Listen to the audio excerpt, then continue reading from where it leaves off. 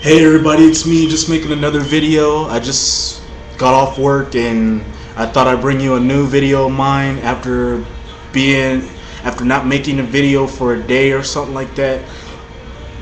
Today is gonna be what some of you've been waiting for, my Wrestling Forgotten Gems. I know some of you've been waiting for it, so here's this video. But before I get to that, I gotta say I want to thank some of the people who made a lot of comments on my R what the hell happened R-Truth video. Got a lot of comments, got a video response from McKellen85, and just a lot of people just kind of making comments. Well, some people already made comments. There hasn't been any new comments yet, but I want to thank some of those people because it's just an opinion that I had I just didn't like the direction R-Truth was going, and I just felt I had to vent my frustrations and vent what I was feeling of what they were doing to R-Truth, and just giving you the reasons why R-Truth should be doing better than what he's doing, being in a better situation than what he is now. So I just like to thank some of you for that, and then I like to thank for some of the new people who subscribe to my videos. I'd like to thank some of you, and just look out for more new good videos from me, because I got a lot of good videos on the way. Like I say after every end of my videos, just look out for every good video, because you don't know what I'm gonna hit you with next, because it's not like how most people do their videos. They do they do the same topic, but they talk about something else. Well, me, I just try to mix it up, so it's like you never know what I'm gonna talk about next. So just expect the people who subscribe to me, just expect videos like that, so because you never know what you're gonna get from me. But today, this is Wrestling Forgotten Gems number 8. Now number 7, I talked about the TV title, the WCW TV title. This time I'm going to be talking about the WWE European title, which is probably one of the most forgotten belts in wrestling history, and a belt that many people tend to not talk about because of the people who became champion, and the belt going through a lot of wrestlers through the part of its dying days. It was going through a lot of wrestlers, some that were talented and some that weren't, and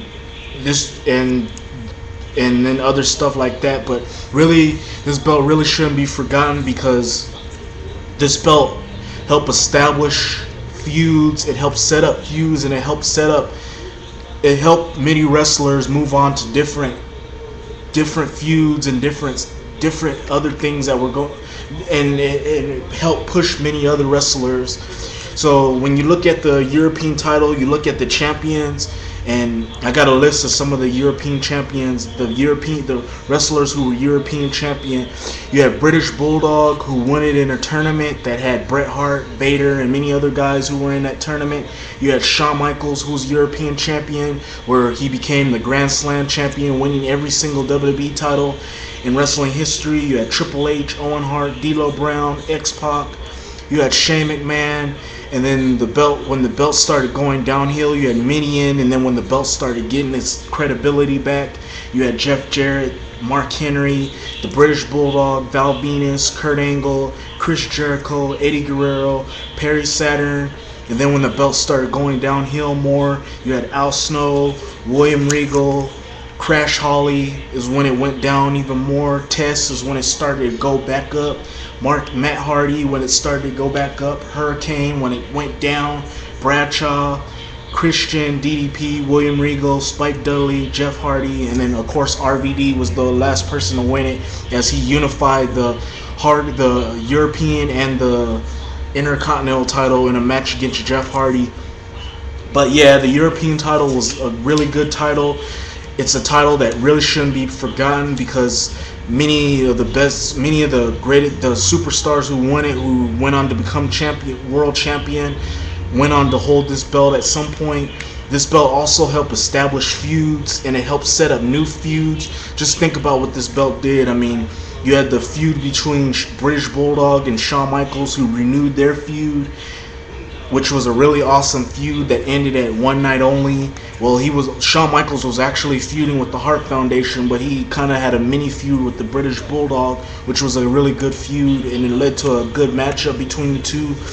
You had Triple H and Owen Hart, who feuded over the title, with Owen Hart wanting to get his revenge over Triple H for doing what he did to Bret Hart and then causing torture over Owen Hart. You also had D'Lo Brown and X-Pac feud over this title, which was a very underrated feud in the Attitude Era, even though it only consisted of even though it was like 3-4-star matches between the two, it was still a very underrated feud between the two. You also had the Shane McMahon and X-Pac feud, which was a really awesome feud, and it led to Triple H joining the corporation by turning on DX. It had the Jeff Jarrett and D'Lo Brown mini feud, which led to the two belts actually being on the line. You also had the Kurt Angle, Chris Jericho feud, which was an awesome feud over the European title. You had the Eddie Guerrero, Chris Jericho feud, mini feud, which led to Chyna turning heel and joining Eddie Guerrero. You also had Test winning his first championship by defeating William Regal. You also had Christian and DDP have their feud over the European title. You had William Regal and Spike Dudley feud over the European title. And then, of course, you had Jeff Hardy win his first major singles title. So this belt shouldn't really be forgotten because this belt had so many awesome feuds. Now, there was only 5 or 6 feuds over this title, but still good feuds. And, of course, like I said, you had many other wrestlers get established. And I feel this belt shouldn't really be forgotten because it helped propel some wrestlers to superstardom. It gave some wrestlers something to do. Many wrestlers won their first major title off of this belt, and this was just a really awesome belt. Although the belt did play third fiddle to the Intercontinental title, but in my opinion, this belt was kind of, at one point, this belt was above. Well, you can actually argue that this belt was second fiddle to the Intercontinental title because around the Attitude Era, the Intercontinental title was sort of being treated as a joke, as you had The Rock, who was the Intercontinental champion, but the belt was being defended in really shitty, disappointing matches, like with Ken Shamrock and then with Farouk. But around this time, the European title had some really underrated and very good matches around that time. So you can argue that the European title was more valuable than the Intercontinental title around 1998. And it can be debated about that belt being more valuable and having better matches around that time than the Intercontinental title. But that's just how the way it was. But yeah, many people tend to, like I said, forget about this belt because of the lame champions that held this belt, and then the fact that the belt during its dying days wasn't really being taken seriously like what it was when it first came into the WWE scene. But many people should remember this belt for helping propel stars and making stars and setting feuds up and setting memorable feuds up, and just the belt that many superstars wanted to get their hands on is pretty much why many people should remember this belt. And that's pretty much why I have this as a Wrestling Forgotten Gems, as this is one of the best belts that really no one really talks about, because they talk about the lower belts like the Hardcore title, which really didn't mean anything after Mick Foley won it, or they talk about the United States title, or they talk about the women's title, which doesn't mean jack shit and didn't mean jack shit before the good women started wrestling.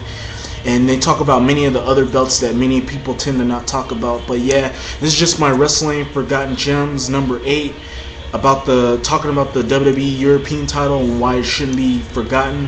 Hope you like my video. You can rate, you can comment, and you can give me a video response if you like. And for some of you who haven't subscribed to my videos or who are watching for the first time, feel free to subscribe, because I got a lot of good videos on the way. For some of you who have subscribed, you already know the drill. Look out for more new good videos from me, because I always bring it, and I always explain everything to the best of my ability, and I don't hold anything back in my videos. Until then, thank you for watching, and I hope to bring you a new video tomorrow or whenever I upload another video. Till then, rate, comment, and I'll see you whenever. Peace.